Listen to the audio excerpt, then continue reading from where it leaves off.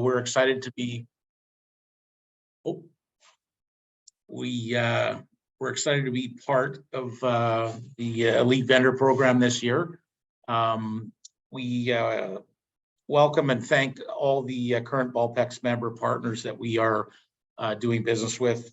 We appreciate your partnership and your patience, and for joining us on this call. I know it's been difficult few months, but the light's at the end of the tunnel, obviously, for that. And we're also excited to grow our business within Ballpex and look forward to contacting a lot of new opportunities for us in the Ballpex family. So we thank you for that, and that's our goal for 2023. I'll just show you a quick table of contents here, our agenda. We're just going to cover off a few things. I want to introduce our sales team because that's changed quite a bit in the last year.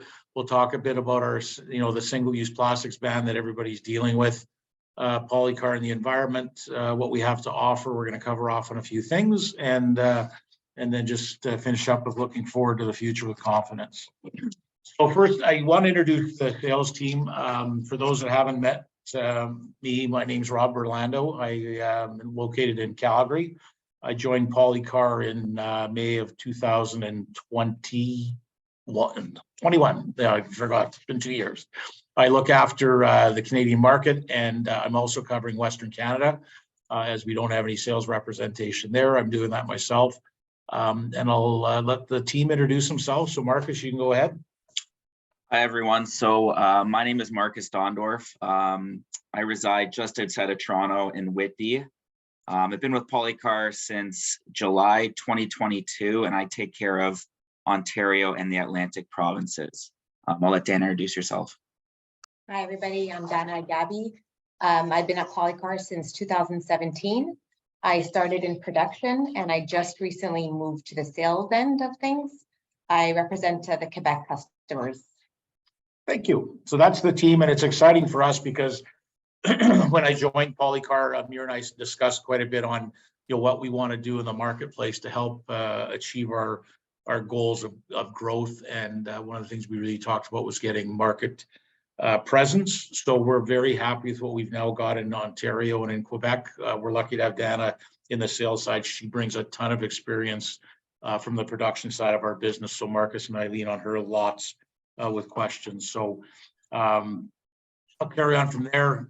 With Polykar, I know for people that have been around for a while, obviously with dealing with Amir, he's really had a vision in place to grow Polykar's presence. And really one of the things he's got as part of our vision statement is to grow our business through geographical expansion. And that comes part and parcel with the goals of us doubling our business within a 5-year time frame that he put into place. So, with the introduction of Edmonton or the opening of Edmonton now in the marketplace, we've really seen benefits to that in the short term. And plus, we've also seen an increase in capacity, which has been needed. And plus, it benefits not only Western Canada, but also benefits Eastern Canada. And we'll touch a little bit on that later on. So that shows our dual plant production capabilities for Canada. Single-use plastic ban, I know, is something that you probably as members deal with every single day. Polykar takes this seriously, and obviously it's a big part of our life is trying to understand what's going to what happen moving forward. Some of the dates, the key dates there obviously is the December 20th ban that's gone into effect on manufacturing and import. Nothing has affected us as of yet as far as the ban goes.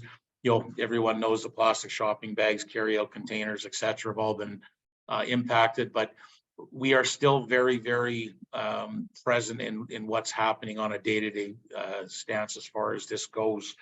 We are part of a group that's known as RPUC, which stands for Responsible Plastic Use Coalition, and that represents a number of resin suppliers and manufacturers like Polykar that are basically challenging the government and their stance on banning plastics and referring to them as toxic in the environment. So This is something that we're involved in. I know there was a court case that started, or court hearing started March 7th.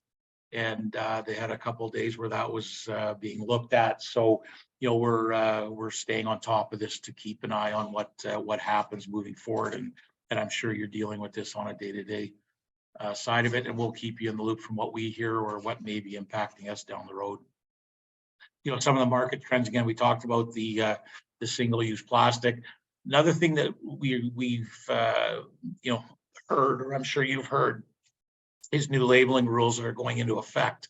Now, everybody's used to seeing that 3-arrow circle or the Mobius loop, whatever you refer to it as, but they're going to start really watching and controlling the use of that.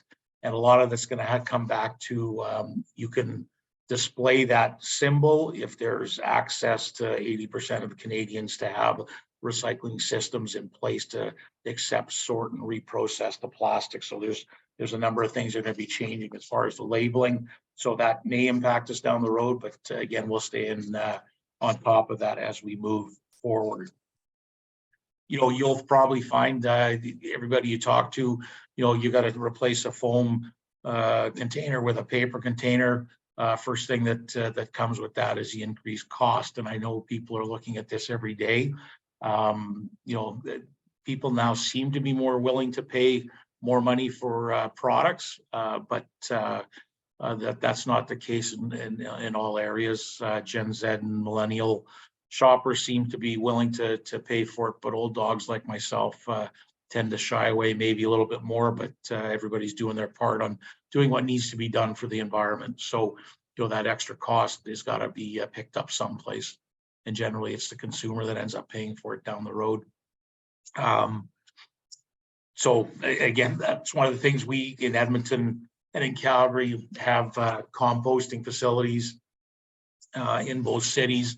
And there was a report that came out a few months ago that was, you know, tied to costs of changing things for the environment. So I'll talk a bit about that when we get to the compostable side.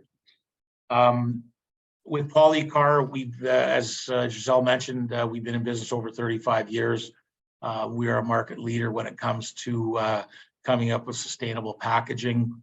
You know, compostability is a big part of our everyday life and becomes more and more a part of it. Our lines are 100% recycled product or compostable when it comes to the packaging side of it. And we'll cover off on a few things here as we focus on our garbage bags and compostable products. So at this point, I'll turn it over to Marcus, and he's going to cover a little bit for you on our garbage bag line. Go ahead, Marcus. Thanks, Rob. So what we have to offer, garbage bags and their contribution to sustainability. So Polykar offers an impressive portfolio of sustainable waste management solutions, providing both quality and reliable options for industrial, commercial, and institutional markets across North America. Polykar is known in the market for a premium line of garbage bags and the quality of said bags. So our economical or E-Series garbage bags are another line we carry, and they're there to complement the premium line as they are later engaged while still meeting the same quality standards. So these trash bags are offered in a variety of sizes, colors, and gauges. Polykar makes about 2 million cases of garbage bags, and every year fewer than 100 cases are returned for quality issues. Environmental leadership, proudly Ecologo certified. The Ecologo symbol certifies that the garbage bags and their quality packaging are less harmful for the environment. And actually, Polykar got into the business of plastics recycling in 2009, way before it was fashionable to do so. Today, the company is an expert in post-industrial and post-commercial recycling. And at Polykar, our team members can bring in their flexible plastic waste from home to be recycled in-house. So introducing recycled content into some of our products is one of the many examples of how we actively help advance the circular economy and ultimately give plastics a second life. I will pass this off to Robert to present the next slide. Thanks, Marcus. We'll just shift back a little bit for a minute to get back to our compostable bag line. Again, it's interesting across Canada as, you know, you make trips across, and I've done so for business, but every region's a little bit different on where we sit right now on compostability and what's being offered in each municipality. But when you take a look at food scrap, and again, food service houses really look at this every day, there's quite a bit of it that actually ends up in a landfill that can be harmful to the landfill, because with it breaking down, you get methane gas produced. And generally speaking, when you do a landfill, you want something to be going in there that's inert, not going to cause any problems. So it's twofold for reducing this impact on our landfills and having this go into compost instead, is because they can produce it into compost and reduce having that methane gas producing in a landfill. Our compostable bags are available, are BPI certified and Ecologo certified. There is some pushback on the compostable side in facilities that are trying to speed up the process, where they're finding bags are not breaking down at the time that they're trying to get their waste to be breaking down in. So there's ongoing projects and conversations around this, but being BPI certified is probably one of the biggest steps we can take as far as offering something that's compostable and is guaranteed to break down in proper situations. So our compostable line is full. It runs from 17 by 17 up to a 4860 bag, which will fit all the different containers that are used in the marketplace. So if we as a country start reducing food waste from the landfills, we'll reduce that by about 23% going into the landfills, which is a fairly large number. Now we've got to, as a country, work on getting the infrastructure in place to allow this to be done across the country, and that's where I think some of it's slipping. We spoke to a member today in Northern Ontario, and they don't do anything right now as a municipality as far as green containers or composting. So there's a lot of work that's got to be done to get things in place so we can do this as a whole. If you take a look at this is a website that we've gone onto before, just to kind of keep an eye on where there's composting. If you look at Canada, we're a large country and there's a lot of space, but you take a look at the blue dots, and the blue dots on this map represent where there's under 10 facilities located within that area that will take composting. Anything that appears in yellow is over 10 composting facilities within the selected range. So you can see we've got a lot of work to be done as a country to start getting more composting facilities available, so we can start doing this as a whole, as a group. So that just gives you an idea of some of the composting that's available to us as a nation. So what I'll do now is I'm just going to pass this over to Dana, and she's going to cover off a couple slides on our food packaging and industrial packaging items. So Polykar doesn't only do compostable bags or garbage bags. We also specialize in food bags, which are available in box format or roll format. Both the extrusion and converting sites are BRCGS certified with the highest grade AA. Led by our quality and technical service team, we are proud to have maintained its top tier industry accreditation. Next slide, please. We also pretty much do a lot of custom items, from pallet covers to Gaylord and box liners. We can do FDA, non-FDA. A lot of things are customized, so we recommend that you contact your salesperson. Tell them what your needs are, and we can work out something for you guys. So we're very flexible on working on projects, and we're here to help you out in any way we can help. Thanks, Dana. Yeah, and that's probably one of the areas that I'm finding with a lot of the members is not everybody has a marketplace for this type of product, but we do quote a number of members on different forms of box liners and pallet covers and things like that. So just depending on where you are in the country, you may find you have some opportunities in your marketplace to sell some of these specialty items into it. And as Dana mentioned, we can do both industrial grade or food contact grade products. So looking to the future, again, with Edmonton, it's a huge thing for Amir to get to this point. It's been a stressful couple of years getting through this whole opening of Edmonton, but now that we're up and running, it's a state-of-the-art facility. It's 50,000 square feet.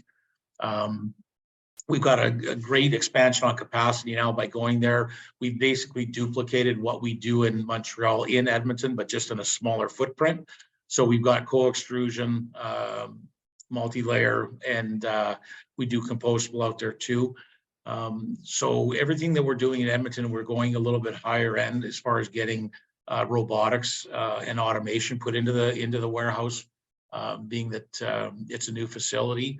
We're being able to free up a little bit as far as the employees go, number of people required. So this is an ongoing working project where we're testing a lot of the automation to make sure it works in one area before we expand it throughout Edmonton, and then it will be expanded into the Montreal facility, which will benefit everybody as far as then we're not dealing with labor issues, etc. So that's a big step. The other thing that happened at our startup actually is Amir announced that we have purchased an additional 1.5 acres right north of the building that we just moved into and opened, and we're going to be expanding and getting into phase 2 of our the facility in Edmonton. So it was great news to be able to announce that at the opening. There's just a couple pictures there to show everybody at the opening. You see in the top left is when we did the groundbreaking with the plane flying over. Yes, we are very close. We're on the final approach to the Edmonton International Airport. It was a very big event for us. We had a lot of dignitaries out. The mayor of Edmonton changed actually from groundbreaking to the opening. So we had 2 different Edmonton mayors attend. And then the deputy minister also of Alberta was able to attend the opening. So it was a very big event for Edmonton as a whole and for Amir and his family to get to this stage. So we're excited. It does give us a lot of capacity. We are definitely in a better position now where we're getting our lead times corrected. We're happy in Montreal to be finally shipping back down into closer to the level everyone was used to. In Edmonton, we're coming along every day. There's again, like anything you start up, you're going to have the odd hiccup you got to work through, but we're definitely working through them, and we're seeing increased inventory available and shortening lead times up also in the Edmonton area. So that covers everything. So I thank you for your time. I'll turn it back over to Giselle in case there's any questions. There seems to be some questions coming in, so I'll let Jillian and Giselle open those up, and we'll see if we can answer some questions for you. Thanks, Robert. We do have one question in the chat already, and one is specifically with regards to the city of Edmonton. It appears that there's been perhaps maybe some misinformation, but that the city is suggesting as bags are not breaking down in compost bins, that they're recommending that they use no liners or paper bags. Can you shed a little light on that and perhaps suggest what are some responses that our folks in the city of Edmonton can be responding back to their customers? Yes, and a great question. We actually caught wind of this the day that the announcement, the day after this news broadcast. This was broadcast on Global News in Edmonton, and they actually had the waste management manager on TV, and he stated that the city of Edmonton has made a decision that they're not going to mandate the residents to use a compostable bag. So it kind of goes backwards from what everybody's trying to do. They had 2 different things that drove them to that decision. Number one, they did a survey on residents, and residents responded that they were having a hard time finding compostable bags, was one reason. The second reason is that people were complaining compostable bags are too much money compared to other ones. So that's twofold as far as the residents go. In the facility that Edmonton built, they use a hibernation area, and this is where some of the problems are coming up, where because they're trying to speed the process up, the compostable bags will break down over a set period of time with proper temperature, air, water, etc. So they're finding that there is compostable bags not to the point of being totally disintegrated. But what they're doing in Edmonton, from my understanding, because we followed up with them fairly quickly right after the broadcast, is that they're going to allow the residents to use any bag that they want, whether they want to use plastic, paper, compost, whatever they want, throw it in, because they're going to put a new filtering stage in where they're going to take whatever bag is cut up, mulched, whatever left, and take it out of the system, which to me is weird because they're putting another step in there. So as of today, you could still put a compostable bag in, or a plastic or a paper or nothing. So I'm not sure where this is going to go down the road, but it's not that the bag's not breaking down. It's not breaking down in the time frame and the format that they have set up in the city of Edmonton. So I'm not sure if that answers the question for whoever asked it, or hopefully brings some clarity to it. But we are staying in contact with them to understand exactly what they're trying to get the marketplace to do. Thank you for that, Robert. And perhaps I'll just let the member know that they can contact you directly. Yes, should they want to work on some support with a specific customer or a group of customers that they're working on. Perfect. No, that'd be great. Okay. Does anyone else have any questions for Robert, Dana, or Marcus? Anyone on the Polykar team while we have them? And just so I can point out, Dana is French speaking, in case there's any members from Quebec or French speaking that may have a question. Dana can definitely address that for you. I'm just checking the chat again, and it appears that we have nothing there. Okay. All right. Well, on that note, then I firstly will say thank you to Robert and his team, and of course to everyone at Polykar. The support that we have had over our many years together is one that we are proud of. We know how hard that Amir has worked to build the brand along with his family. And your entire team is very much a special partner to Ballpex. So thank you for supporting our Elite Vendor Program. Members, please, you have the rest of the month of April to book sales meetings, make dual sales calls with the Polykar team. So please, let's make sure we take every advantage of getting their support during the period of this month. And as mentioned, this was recorded. It will be loaded onto the Ballpex portal probably by the end of business today. So if there was someone on your team that you wanted to share this information with, it will be available on the Ballpex member portal after the end of business today. And thank you, everyone. I hope everyone has a wonderful afternoon. Yeah, and thanks, Giselle. On behalf of Polykar, we thank you for your time. Appreciate it very much. Awesome. Take care. Bye-bye.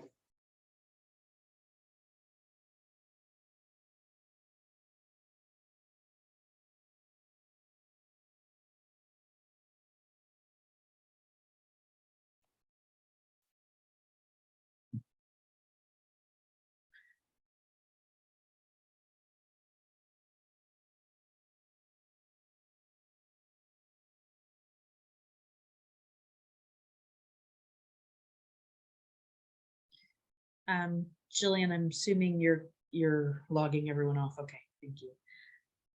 Perfect. Do you want to stop recording?